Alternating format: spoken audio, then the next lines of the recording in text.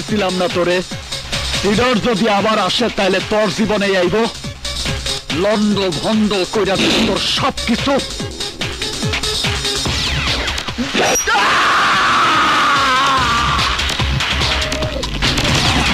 সারা জীবন তুই মানুষকে ডাকছ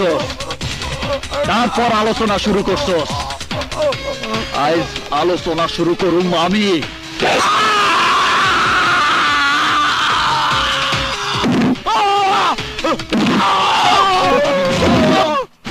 তুই আমারে সিডর বানাইছস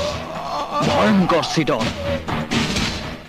সেই সিডর থেকে আমি আবার মুন্না হইতে চাইছিলাম কিন্তু তুই আমারে মুন্না হইতে দেস তাই এইবার দেখ সিডরের তাণ্ডব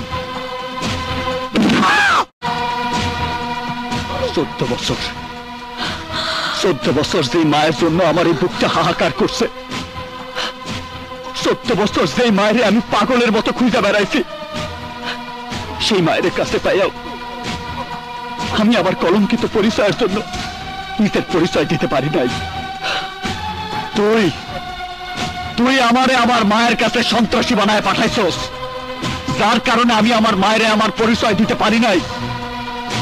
আমার মায়েরে মা বলে ডাকতে পারি নাই কেন কেন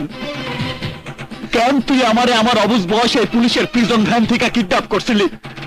কেন আমারে অবুঝ বয়সে অপরাধী বানাইছিলি কেন আমি তোর অপরাধী বানাই নাই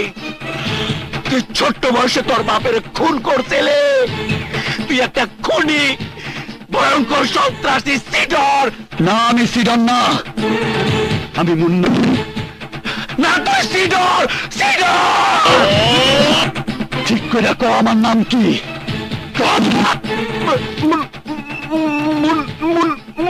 মুন্না তাইলে আমারে আমার মায়ের মুন্না হইতে দিলি না কেন কেন আমার মায়ের জন্মদিনের কেকে বিষ মিশাই দিয়েছিলি